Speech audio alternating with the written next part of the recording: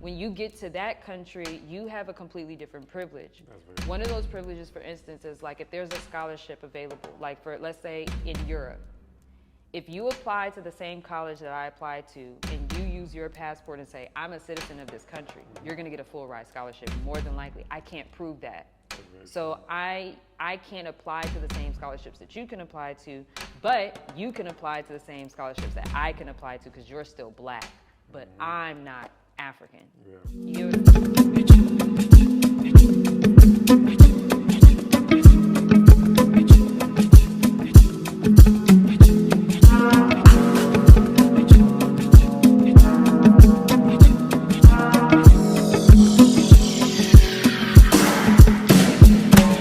Should Ghanaians or should Africans Japa? Should they leave? Should we stay? Should we go and come? And this concept is really interesting to me because I went to an HBCU, right? And I went to HBCU for my master's. I went to each type of school. I went to a PWI, an African university, and an HBCU. And it's sad which one was my best experience. But I will say that I was really shocked at my HBCU because in my department, majority of my professors who were African, they hadn't been back in Africa for over 25 years. Oh, wow. And it wasn't until COVID where some of them then went back home. Right. And I didn't judge them, obviously, but I did kind of feel a way that they had been gone. Like, it's one thing to like, okay, I don't live there, but they just hadn't even went back to visit for 2 decades. And I could tell that even their idea of their home countries were still very outdated. Do you want to learn any Ghanaian language online? Do you want to know more about your culture as a Ghanaian? Then we've got you covered at Ghana Lingo. We teach Fanti, Chi, Ga, Dangme, Ava, Dagmani, Ahanta, Gunja, and many more. And they spoke about them from a very World Bank, IMF type of position because most of them actually worked for those entities. Yeah. And I noticed how that can warp your mindset of even where you are, even when you leave your country, you go to America and you have this pathway that is completely different from like a Black American. Yeah. You know, like I was just telling my friend the other day, like when an African person gets the opportunity to study abroad, majority of the time that study abroad is gonna come with a full scholarship, right? That is not the case for us, right? Whereas when we study abroad, we're paying more because we're foreigners, right? So that it affects how we can come because we can barely afford it in our own countries, and then to come to another country, we have to pay a bit more, right? So when I studied abroad at UG, at University of Ghana, there were a bunch of different programs, a bunch of different ways that you could study abroad. And in my program with the California students, it was 33 of us. Only 3 of us were Black, right? And I was the only one whose major was African studies, Africana studies. And in that experience, I saw just kind of like, okay, you know, we came back, but look who's really here, you know? People are still very shocked when I talk about it that white kids or white teenagers and white early adults have the opportunity to study abroad in America 100% times more than the average Black person. True. You know, and in order for a lot of Black people to be able to study abroad in Africa, we have to come on scholarships, or we have to get a grant, or we have to ask our family for money. And I noticed how just free those white students were, especially because majority of them came with their parents. Their parents came to visit them. None of our parents came to see us. Of the 3 Black people that was a part of my program, none of our parents came, none of our friends came, but we watched all of these white students Their families came with them, or they came in the middle, or they came during the end to finish with them and fly back. Real quick, y'all, make sure you download my new ebook. It is a travel planner and journal. I made this about 1.5 years ago, and it's really, really cool. There are 10 different entries, so as you are on your travel journeys, make sure you download this ebook. It's only $10, and you can get it on my website today at nakedgoldonline.com. You can download it, you can print it, whatever works for you. Make sure you cop that today. And so it's, as much as we talked about like the year of return, the Black diaspora experience is so specific of when we come to Africa, right? It's so emotional. Yeah. It's very personal. It's very personal. And even a lot of times we still have to have that experience even just amongst ourselves, because sometimes outside of the tourism part, the average Ghanaian person is not as connected or embedded into the historical atrocities that have happened, whether to them or to us, right? That's really true. And so with it, I think sometimes when we talk about the Japa conversation, a lot of times Black Americans can be offended because they feel that, you know, we watch, there's just a complete difference, you know, when the African is in America, and you guys might not see it as a privilege, but to have your passport in America is a privilege. Yeah, you know, and I know that people will throw it away here, but when you get to that country, you have a completely different privilege. One of those privileges, for instance, is like if there's a scholarship available, like for, let's say in Europe, if you apply to the same college that I applied to and you use your passport and say, I'm a citizen of this country, you're gonna get a full ride scholarship. More than likely, I can't prove that. So I can't apply to the same scholarships that you can apply to, but you can apply to the same scholarships that I can apply to because you're still Black, but I'm not African. Yeah. You get what I'm saying? True, yeah. By passport. That's true. Or citizenship. So we do have that different experience of who we are in America or the UK. I can't speak for the UK, but who we are in America, we have a completely different experience, right? And in one of my earlier episodes, we talked about how those conversations aren't the ones that we are usually having. It's a lot of the, oh, you have this and you have that and you know, and so I start off with that because when you talk to, I'm pretty sure you probably have friends or whatever, and you went to America, but you went with your parents. So I think that's a little bit different. Or let me ask, were your parents the type of parents that were like, we're leaving Ghana because they wanted a better life, or they knew we're gonna leave for a little bit and we're coming back? Oh yeah, I mean, it was more of a little bit and come back because my dad got the opportunity to work for a company in America. So it was easy for him to go there and say, I'm gonna work for this year. My mom followed him, my sister followed him. So it was just like, okay, it makes sense. It was never to like stay there. It was just like the opportunity presented itself. Mm-hmm. So I'm there, my family is there for a little bit. But we weren't thinking about, I'm gonna stay for the long term. Mm-hmm. We're just gonna stay as much as we can.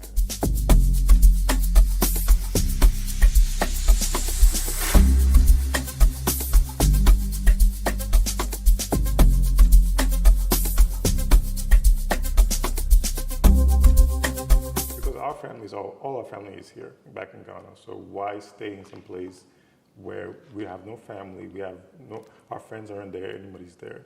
So let's, ride it out for a while and then come back, because it's where home is.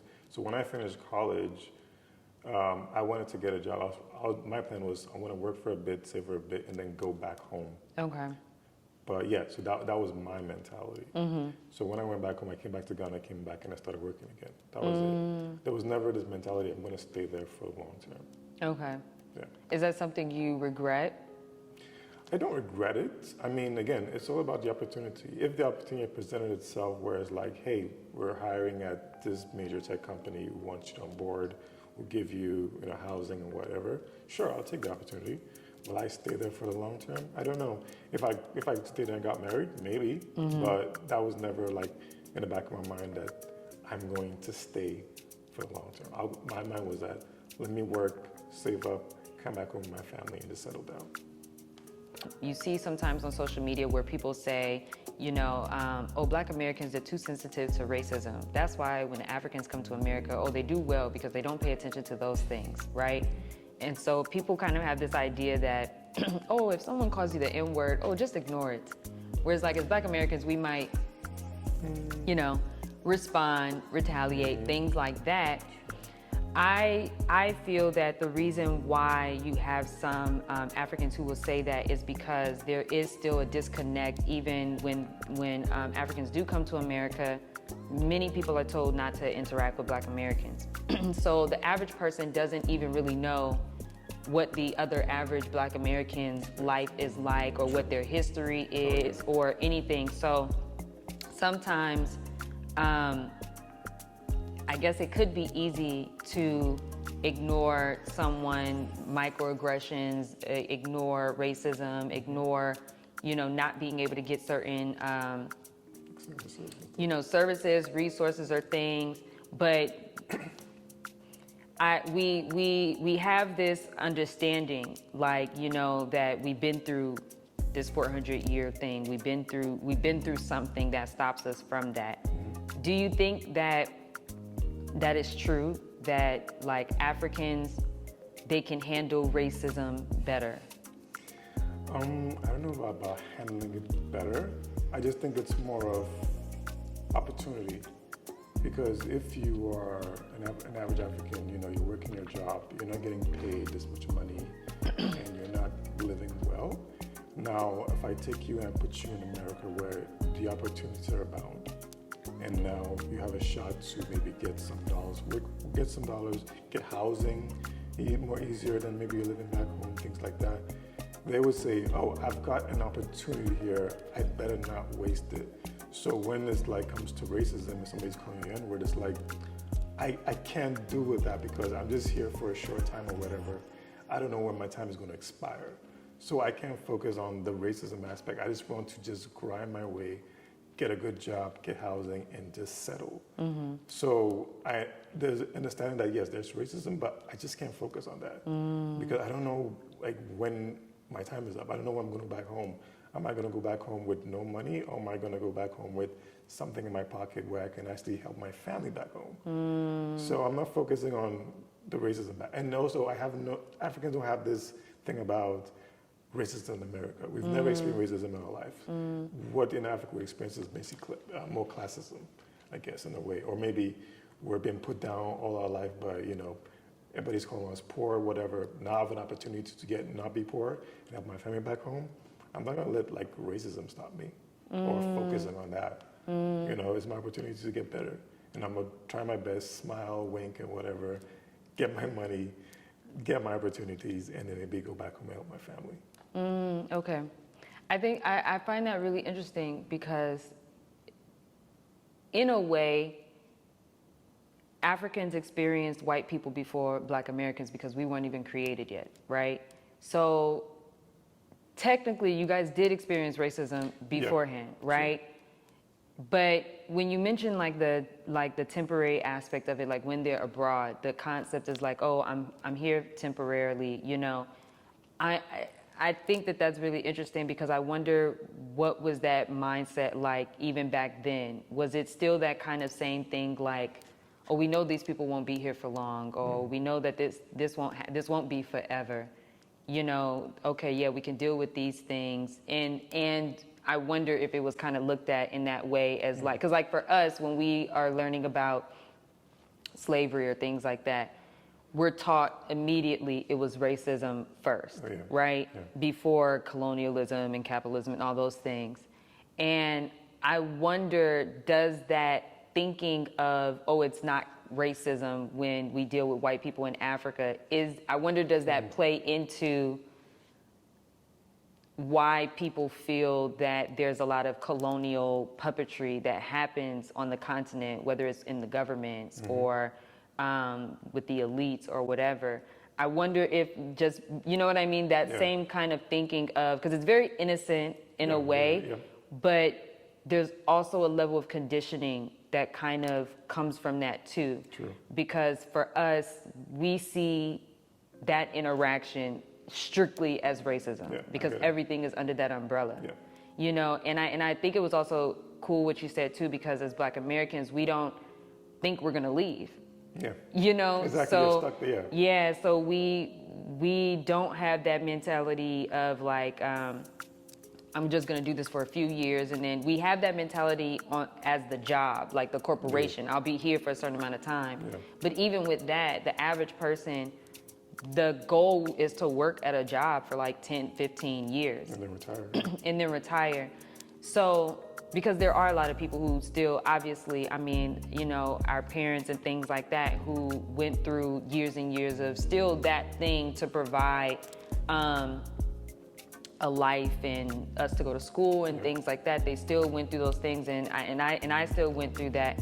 But I do notice that the definition of racism and the reality of it, sometimes we just look at them very, very differently. True. You know, because I do understand the classism issue in Ghana, but when I see the way that the foreign investment exists in the culture, specifically economically, for there to be so many foreign companies, for instance, those foreign companies aren't paying you necessarily more that makes it to where it feels like you're living in that foreign country, Yeah. right? Whereas we can probably bet that the white companies who hire white people in Ghana, they're gonna make a regular salary as if they were back home. Exactly. That's racism to me. Yeah. You know what I I mean? totally get that, yeah, But it's they kind of condition it to make it a classism issue. True. Because otherwise, the Ghanaians who work at the Toyota dealership, they should be fine. They should be making money, right? Yeah, absolutely. We assume that, and I think even as diasporans, we assume that. That's kind of why that video went viral recently, where the Ghanaian American woman was talking about she just found out how much money the average Ghanaians make. Yeah. And I bring that up, and even connecting it to the year of return economy, and because these big hotels, these big corporations, they made a lot of money. Yep. But how much money did their workers make? Exactly. Whether it's Ghanaian owned, African owned, diaspora owned, you know, foreign owned, how much did the actual workers make? How much do those hotel workers make in those big hotels? Maybe 1,000, 2,000 CDs. Yeah, I mean, and then maybe they get money from tips, but still, it's still not as much as they should have made compared to what the management is taking home. Mm-hmm. So yeah, we still have that thing. As you were saying about, you know, if a white company in America is hiring a white person in Ghana, they get paid like the same amount of salaries. I've heard a lot of stories where it's like, if they're hiring the local person, they're gonna pay them a bit less. No, that's what I meant. Yeah, I mean, they'll pay them less. And it's Not funny. a bit less, like I mean, exponentially, yeah. It's true. I mean, I've heard those stories a lot. It's true. And sometimes too, it's kind of on us as well, because again, we have this, I think it's from colonialism, where we put ourselves down for the people who are, I guess, from outside. We look at them like they're a higher tier for whatever reason. It's like, oh, you know, this person can give us opportunity. Don't make them mad. Like, let us take whatever they give us type thing, which is bad, because if I'm in the same league as this white colleague of mine, I should get paid the same amount of money in the workplace. Yeah. Why am I getting paid less? It makes no sense. Just because I'm Ghanaian doesn't mean that I shouldn't get paid less. I have the same skill sets. Yeah. I have the same experience. Why am I getting paid less? So yes, you may view it in this view of racism, which is true, but then we're also viewing it the same of classism. Like this person is above us in a way as far as class for whatever reason, but it shouldn't be that case. Right, and the reason being race. Yeah, right. exactly. Because, and I'm curious because so when you say like someone, if they hire a white person that lives in Ghana, they'll pay them a salary that would match a person's salary in the UK. And then even tying it into the comment about, you know, the perspectives or the perceptions that we have of each other, right? If there was a control, an economic control or whatever, whether it's by the government or these businesses, if there was a control of what someone's salary is, what someone's wage is, if we are going to be balancing the CD on the dollar, then those companies should be forced to pay on that dollar. Absolutely. Because we're being charged in dollars in this country, which I thought was illegal. But if you're charging people in dollars or you're charging them the Ghana equivalent of dollars, then why aren't people being paid in dollars? And if they, well, some people are being paid in dollars, but you're still paying them $150 a month, which it's like, there's no job in America where you're making $150 a month. No. So if there's an American company or there is a UK company, is that a government regulation? Because the companies, they're gonna take the cheapest route. Yeah, absolutely. Yeah, I mean, yeah, it could be a government thing. You know, I think what needs to happen is you could put down laws that say that if you are charging or gonna pay an employee this amount of money, it should be across board. Like, okay, you're hiring for a chief operating officer role. Okay, you're paying this person, you're filling for 2 roles. If there's a Ghanaian on board and there's a white person on board, that person's getting paid $5,000 a month, the Ghanaian should be paid $5,000 a month. And you can convert that into CDs. It shouldn't be that, well, it's local, so we're gonna pay them $2,000 a month. Like, why? Right. What's the difference? It's the same role and they're doing the same job, so why are you paying this person a little less? You can say that's a discrimination, so you can put laws down and say that everybody gets paid across the board for a role. And especially if you're a foreign company, you just can't come and say we're going to reduce our amount from we're paying in the States to here. It's again, the discrimination.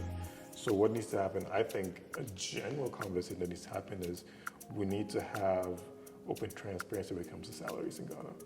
Because there's this thing of, oh, you can't say how much you're getting paid because people will know how much you're making and then that causes problems. I'm like, no, if it's transparent and I know that this job I'm applying for pays me $2,000 a month, I'm gonna apply for it. And I know that if you're getting a white person for the same job, they're getting paid $1,000 a month and they're getting paid above board. So we need to have that transparency conversation that this is how much everybody at this role is going to make regardless of where they come from. And I think we need to have more of that conversation. Unfortunately, the open conversation about money in Ghana is still a bit weird. It's like nobody wants to talk about it. Nobody wants to say how much money they're getting paid because then it feels like you're, I don't know, people want to come and ask you for money or whatever, but still, we need to have that conversation because as you said, people are getting paid in dollars, which you shouldn't get paid, but they're converting to CDs, but still, it's still a dollar amount. It's still significant. Yeah. Especially when you convert to local currency. So why can everybody have the opportunity, whether you're Ghanaian, you're foreign or whatever? Nice.